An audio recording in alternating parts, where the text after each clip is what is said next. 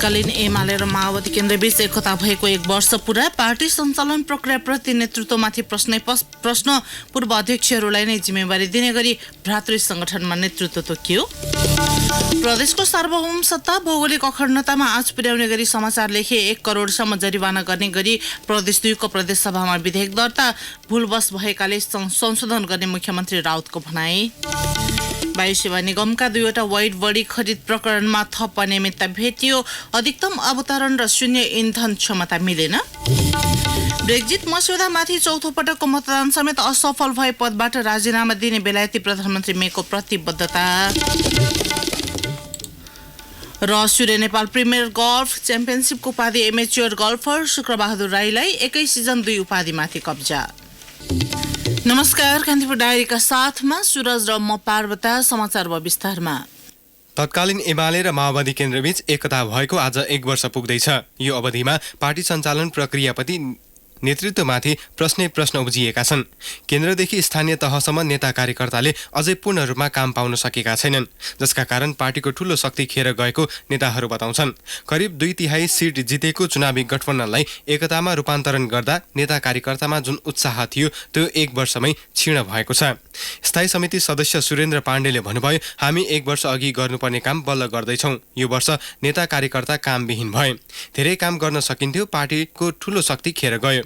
गत वर्ष जेठ 3 मा राष्ट्रिय सभा गृहबाट केन्द्रको एकता घोषणा गर्दै गर्दा 3 महिनाभित्र सबै काम सकेर देशव्यापी कार्यकर्ता परिचालन गर्ने भनिएको थियो। त्यो कामले 1 वर्ष बितिसक्दा पनि पूर्णता पाउन सकेको छैन।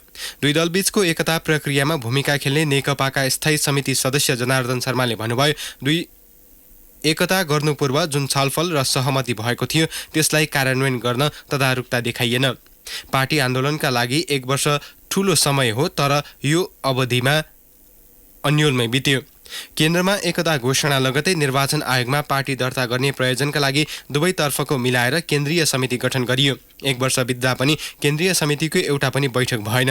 आयोगमा हस्ताक्षर बुझाउने प्रायोजनका लागि 1 दिन बालुवाटारमा केन्द्रीय नेताहरूको भेला गरियो। त्यसपछि अहिलेसम्म केन्द्रीय समिति बैठक बसेन। पार्टीको नीति निर्माणमा केन्द्रीय समितिलाई निर्णायक मानिन्छ। स्थायी समितिका जम्मा 3वटा मात्रै बैठक बसे। ती मध्ये मङ्सिर अन्तिम साता बसेको तेस्रो बैठकमा मात्र नेताहरूले धारणा राख्न पाए। अन्य 2वटा बैठक औपचारिकताका लागि मात्रै बसेका थिए। सुरुमै सचिवालय गठन गरियो। अधिकांश काम सचिवालय र त्यसमा पनि शीर्ष 2 नेताको तहबाट भयो। सबै निर्णय प्रक्रियामा सचिवालय र अध्यक्ष द्वयलाई हाबी गराउँदा ठूलो पंक्तिले आन्तरिक लोकतन्त्र खुम्चिएको महसुस गरेको छ। सचिवालयमा रहेका माधव कुमार नेपाल, नारायण काजी श्रेष्ठ, वामदेव गौतम र झलनाथ खनालले नेतृत्वमाथि पटक प्रश्न उठाए। गौतमले नेतृत्व असफल भएको भन्दै पार्टीको स्थायी समिति बैठकमा 16 पेजको प्रतिवेदन नै बुझाए। नेपालले इन्चार्जहरू तोक्दा र जिल्ला अध्यक्ष छनौट गर्दा तीव्र असन्तुष्टि जनाए। नेतृत्वमाथि पटक प्रश्न गर्ने घनश्याम भुषालले 1 वर्ष अवधिको समीक्षा गर्दै भन्नुभयो, पार्टीलाई लोकतान्त्रिक ढङ्गले सञ्चालन गरी सबैलाई साथ लिएर जानुपर्ने थियो, तर त्यो अभ्यास गरिएन।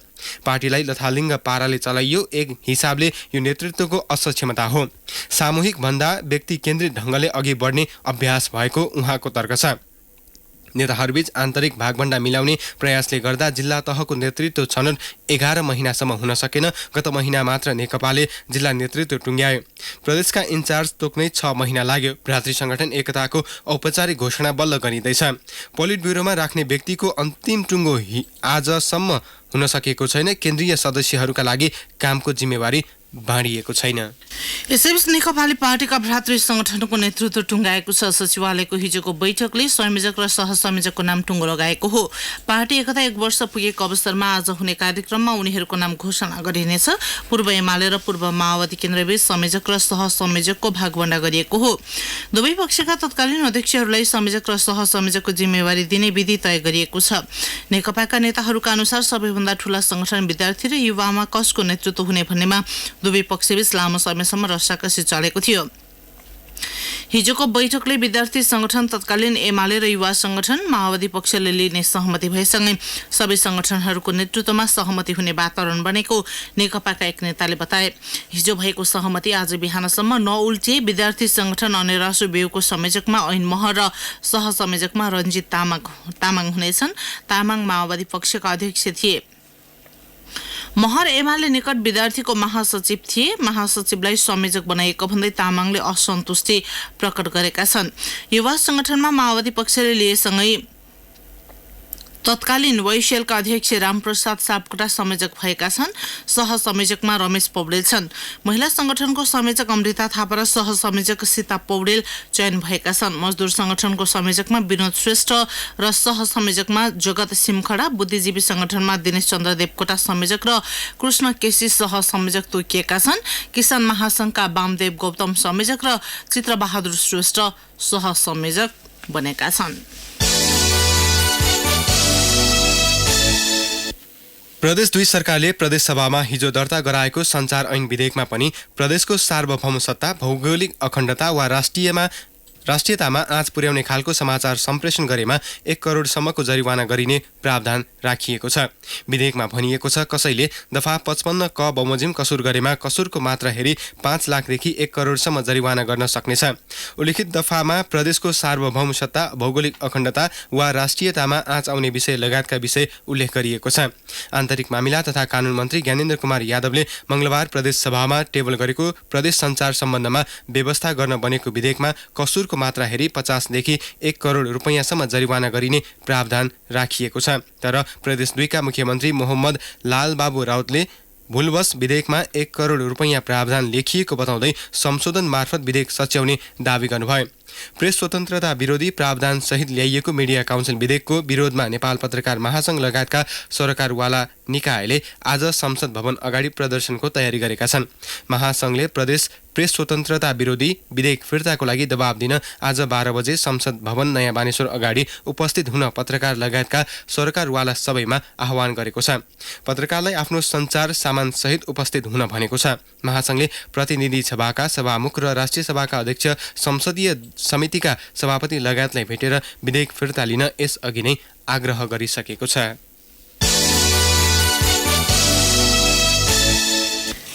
सेवा आयोगका एक सदस्यले आपत्ति जनाएपछि त्रिभुवन विश्वविद्यालयले सञ्चालन गरेको शाखा अधिकृतको परीक्षा प्रक्रिया हिजो अवरुद्ध भएको छ।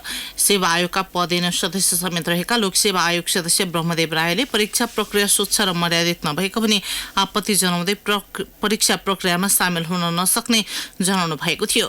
लगतै सेवा आयोगले विशेष सूचना निकालेर परीक्षा स्थगित गरेको हो।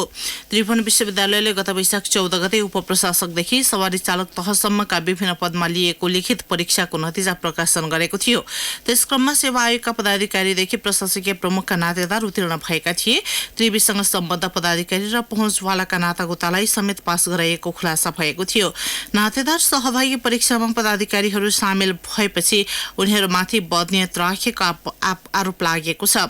यसबारे अख्तियारले छानबिन गरिरहेको छ। लिखित परीक्षामा सहभागी त्रिवी आयोगका अध्यक्ष चैतन्य शर्मा हिजोको अन्तर्वार्तामा समेत सामेल हुनुभएको थियो।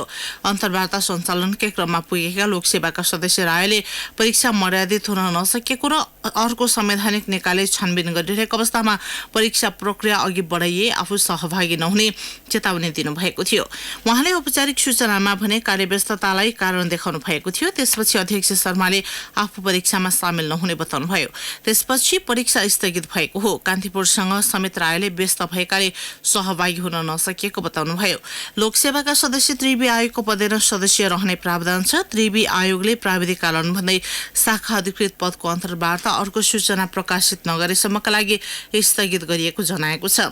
हिजो उपप्रशासक र आर्थिक उपनियन्त्रकको भने अन्तर्वार्ता भएको छ। खुला प्रतिस्पर्धा बाहेक प्राध्यापकहरूको अन्तर्वार्ता पनि सुचारू छ।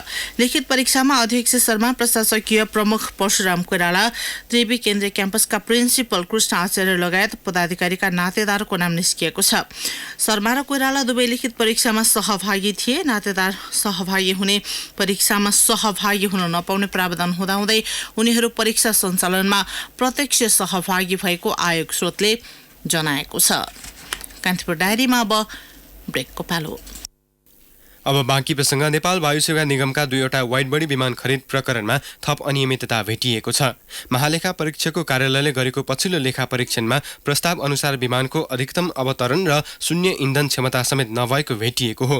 महालेखाले शङ्कास्पद रूपमा खडा गरिएको कम्पनी हाइफ्लाई एक्सको बिल बिजकमाथि समेत शङ्का व्यक्त गरेको छ। महालेखा परीक्षकको कार्यालयले गत वर्ष नै वाइड बडी विमान खरिदका क्रममा अनियमितता भएको भनी वार्षिक प्रतिवेदन सार्वजनिक गरेको थियो। त्यही प्रतिवेदनमा आधारित भएर छानबिन गर्ने क्रममा संसदको सार्वजनिक लेखा समितिले 4 अर्ब 35 करोड 56 लाख रुपैयाँ अनियमितता भएको निष्कर्ष सहित थप कारबाहीको लागि अख्तियार दुरुपयोग अनुसन्धान आयोगलाई सिफारिस गरिएको थियो। महालेखा स्रोतले कान्तिपुरसँग भन्यो, हालसम्म छानबिन भएर औल्याएका विषयवस्तु बाहेक अनियमिततालाई थप प्रमाणित गर्ने केही अन्य विवरण समेत भेटिएको छ। ती विवरणलाई प्रतिवेदनमा समेटेका छौँ। सम्बन्धित निकायले थप अनुसन्धान र कारबाही गर्दान्। सुरुमा प्रस्ताव पेश गर्दा अमेरिकाको AAR सामेल भएकोमा त्यस लगतै पोर्चुगलको हाइफ्लाई एयरलाइन्स र जर्मनीको जर्मन एभिएसन क्यापिटल्सलाई पनि सामेल बनाएर उसले कन्सोर्टियम तयार पारेको थियो। त्यही कन्सोर्टियमले पछि $1 खडा भएको हाइफ्लाई एक्स नामक कम्पनी खडा गरेर उसैसँग निगमलाई विमान खरिदको सम्झौता गरिदिएको थियो। महालेखा स्रोतले भन्यो, सुरुमा जे प्रस्ताव गरेका थिए पछि त्यसमा मनोमानी फेरबदल गरे। अधिकतम भार वहन क्षमता 242 टन गरेर 230 टन क्षमताको विमान भित्रिआएको भनी आलोचना भएको अवस्थामा लेखा समितिले त्यसलाई समेत नोक्सानी भनी अनियमितताको अङ्कमा समावेश गरेको छ।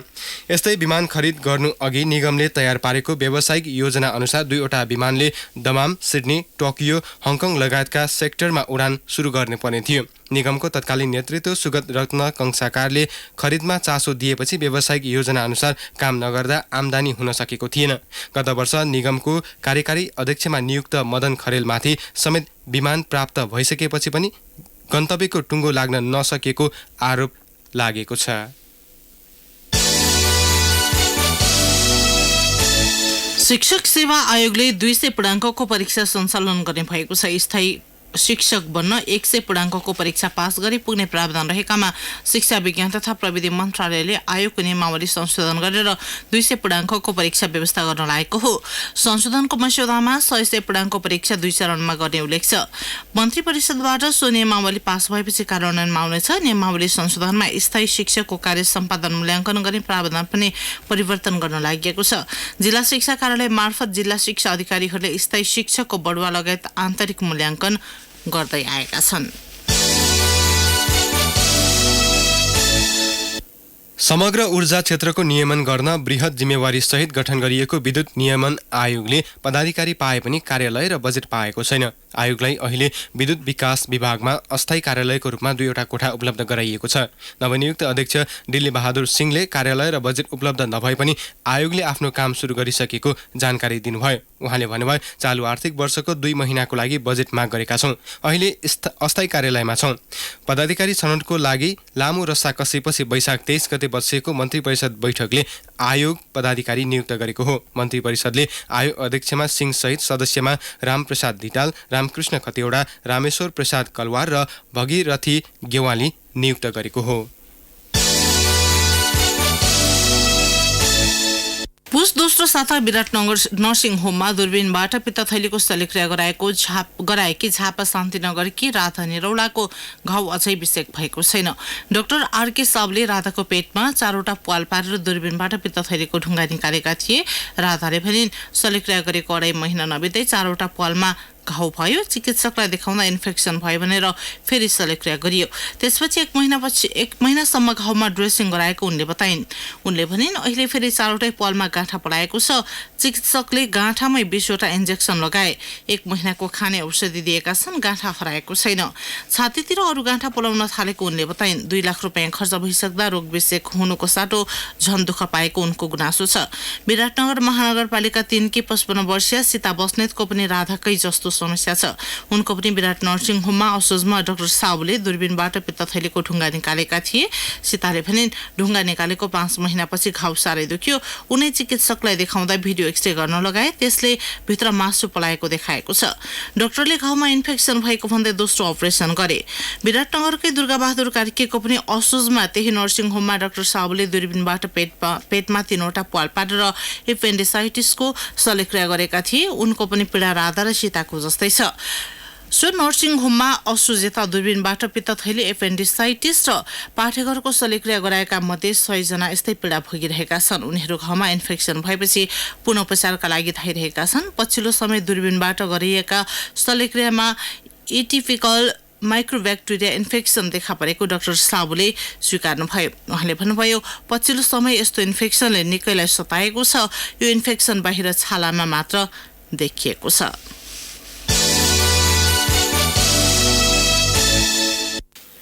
नेपाल नर्सिङ सङ्घले भक्तपुर स्थित शहीद धर्मभक्त राष्ट्रिय प्रत्यारोपण केन्द्रलाई परीक्षा स्थगित गर्न आग्रह गरेको छ। केन्द्रले 96 जना स्टाफ नर्सलाई स्थायी पदपूर्ति गर्न वैशाख 13 गते दरखास्त आह्वान गरेको थियो।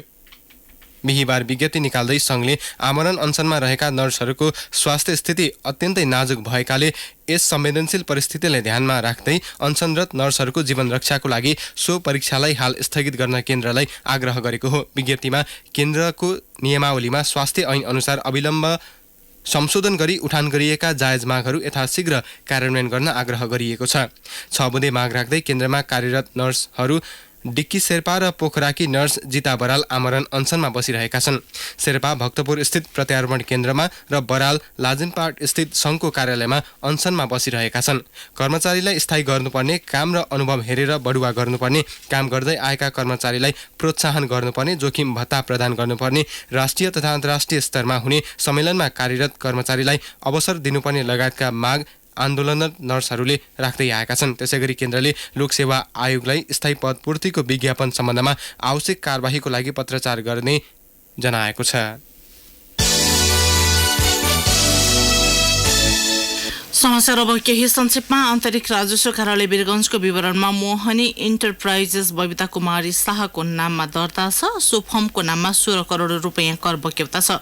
राजस्व कार्यालयले पटक पटक पत्रचार गरे पनि बबिता सम्पर्कमा आएकी छैनन्। एसिड आक्रमणमा परेकी 20 वर्षीय जेनी खड्काको अवस्था चिन्ताजनक छ। कीर्तिपुर अस्पतालमा उपचाररत उनी अहिलेसम्म बोल्न खान सक्ने अवस्थामा रहे पनि एसिडको असर बढिरहेको चिकित्सकले जनाएका छन्।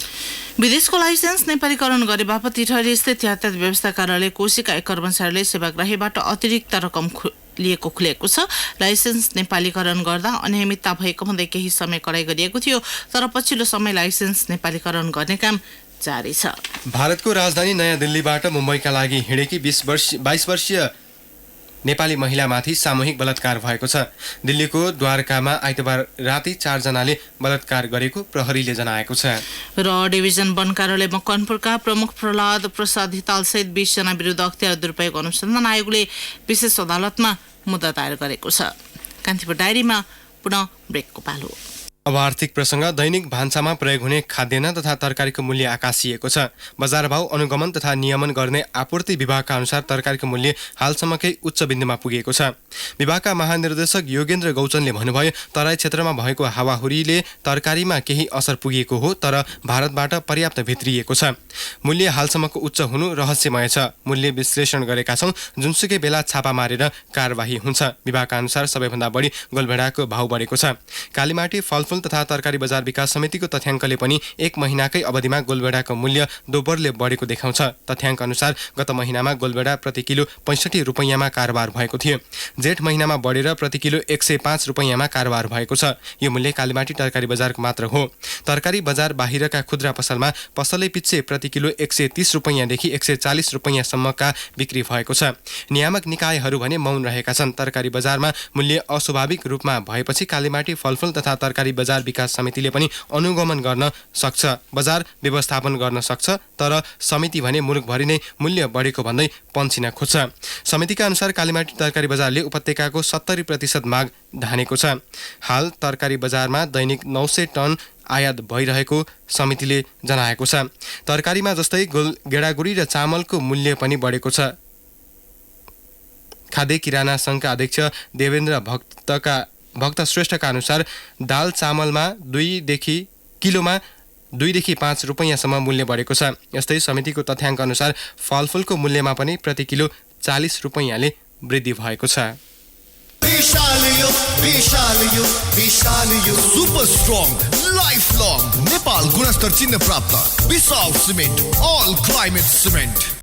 अब अन्तर्राष्ट्रिय प्रसङ्ग बेलायती प्रधानमन्त्री टेरेजा मेले ब्रेक्जिटका लागि चौथो पटकको निर्वाचनमा समेत हार बेहोरे पदबाट राजीनामा दिने प्रतिबद्धता जनाउनु भएको छ। आगामी जुन महिनाको पहिलो साता हुने ब्रेक्जिटको मतदानमा असफल भए नयाँ प्रधानमन्त्री चयनका लागि निर्वाचन कार्यतालिका सार्वजनिक गरिने प्रधानमन्त्री मेको भनाइ छ। प्रधानमन्त्रीको पदबाट हट्ने समयसीमा माग गरिरहेका वरिष्ठ मन्त्रीहरू र प्रधानमन्त्री मे बीच बसेको बैठकमा यस्तो सम्झौता भएको हो। बेलायतमा हालै भएको स्थानीय तहको चुनावमा समेत कन्जर्भेटिभ पार्टीले राम्रो नतिजा ल्याउन नसकेपछि प्रधानमन्त्री मेलाई राजीनामाका लागि दबाव बढेको बीबीसीले उल्लेख गरेको छ। अब खेल प्रसङ्ग। एमेच्योर गल्फर शुक्रबहादुर राईले पार 72 को गोकर्ण गल्फ क्लबमा सूर्य नेपाल प्रिमियर गल्फ च्याम्पियनसिपको उपाधि जितेका छन्। शुक्रले गत वर्षका विजेता प्रो गल्फर भुवन नगरकोटीलाई एक स्ट्रोकले पछाडि पार्दै उपाधि जितेका हुन्। उनी एकै सिजनमा 2 प्रो उपाधि जित्ने शुक्र पहिलो एमेच्योर गल्फर बनेका छन्। उनले डिसेम्बरमा सूर्य नेपाल इस्टर्न ओपन जितेका थिए। अन्तिम चरणको खेल अगाडि भुवन भन्दा एक स्ट्रोकले अगाडि रहेका शुक्रले 5 अन्डर 67 खेल्दै कुल 11 अन्डर 277 को स्कोर बनाएका थिए। अन्तिम राउन्डमा 5 अन्डर 67 नै खेलेका भुवन समग्रमा 10 अन्डर 278 को कार्ड बनाउँदै व्यावसायिक तर्फको विजेता बने। उनले 2,30,000 रुपैयाँ प्राप्त गरे। भुवन यस वर्ष कुनै प्रतियोगिता नजिते पनि कुल 6,63,000 रुपैयाँका साथ सर्वाधिक नगद पुरस्कार जित्ने खेलाडी बने। पछिल्ला 4 प्रतियोगितामा नखेलेका शिवराम श्रेष्ठ 4,50,500 रुपैयाँका साथ सर्वाधिक नगद पुरस्कार जित्नेमा दोस्रो स्थानमा रहे। अब मौसम सम्बन्धी जानकारी। मुलुकको पहाडी भेगमा मौसम सामान्य बदली रहने जल तथा मौसम पूर्वानुमान महाशाखाले जनाएको छ। बाँकी भेगमा मौसम सामान्यतः सफा रहनेछ। मुलुकको पहाडी भेगका केही स्थानमा अपराह्न मेघ गर्जनसहित क्षणिक वर्षाको सम्भावना रहेको महाशाखाले जनाएको छ। काठमाडौँ उपत्यकामा पनि आज मौसम सफा रहनेछ। केही बेर अघि 24.6 डिग्री सेल्सियस मापन गरिएको काठमाडौँ उपत्यकाको अधिकतम तापक्रम आज 29 डिग्री सेल्सियससम्म पुग्नेछ। सूर्योदय बिहान 5:14 भयो भने सूर्यास्त साँझ 6:47 हुनेछ। हवस् त यिनै प्रसङ्गसँगै कान्तिपुर डायरीको यो बुलेटिन यहीँ सकिन्छ। 8 बजे हामी डेभलपमेन्ट एन्ड इकोनोमिक्स डायरीका साथमा उपस्थित हुने नै छौँ। अहिलेलाई सुरज र म पार्वता आज्ञा माग्छौँ। नमस्कार। सूचना र मनोरञ्जनको संवाहक रेडियो राष्ट्रको रेडियो कान्तिपुर।